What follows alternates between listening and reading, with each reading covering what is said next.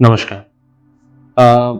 अक्सर मुझे पेशेंट ये पूछते हैं कि सर फिजियोथेरेपी एंड कायरोप्रैक्टिक में क्या डिफरेंस होता है? तो कायरोप्रैक्टिक बेसिकली एक स्पेसिफिक एडजस्टमेंट के ऊपर काम करता है। जैसे अगर हम जब हम एग्जामिन करते हैं स्पाइन को, तो उसमें हमें फाइंड आउट करना पड़ता है कि ऐसा कौन सा एरिया है या ऐसा कौन सा स्पेसिफिक एरिया है जहाँ से सबलैक्सेशन हो रहा है।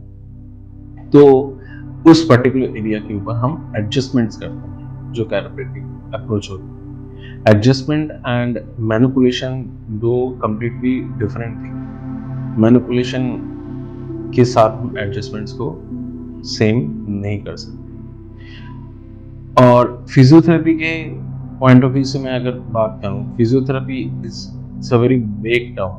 फिजियोथेरेपी में काफी यू नो ग्रॉस अप्रोचेस होते हैं, लाइक एक्सरसाइज थेरेपी होता है, इलेक्ट्रोथेरेपी होते हैं, स्पेसिफिक स्पेसिफिक एक्सरसाइजेस होते हैं, स्पेसिफिक स्पेसिफिक जॉइंट्स के हिसाब से, और जिस एरिया में प्रॉब्लम है उस एरिया के हिसाब से हम एक्सरसाइजेस पेशेंट को रिकमेंड करते हैं। बट यस, अगर मैं एक एग्जांपल लेके चलूं कि हाँ, सिर्फ कायरोप्रैक्टिक ही एक ऐसा अप्रोच है जिसमें सब कुछ हो सकता है, नहीं, ऐसा नहीं है। For a long term maintenance या लॉन्ग टर्म मैनेजमेंट के लिए आपकी बॉडी के लिए एक्सरसाइजेस आपको करना ही करना है। तो ये बेसिक डिफरेंस होते हैं कैरोप्रैक्टिक एंड फिजियोथेरेपी में। अभी तो ये बहुत शॉर्ट टर्म या शॉर्ट लैंग्वेज में आई जस्ट एक्सप्लेन कि people should understand what exactly we are used to do.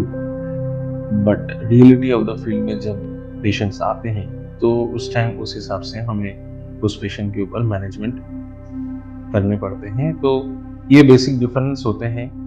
आपको just for as a knowledge purpose मैंने आपको शेयर किया कि अगर आप कहीं पे भी कायरोप्रैक्टिक ट्रीटमेंट लेने जाते हैं, तो you should know the first thing कि एक्चुअली कायरोप्रैक्टिक में करते क्या है ये चीज, एंड फिजियोथेरेपी के पार्ट में क्या रोल आता है।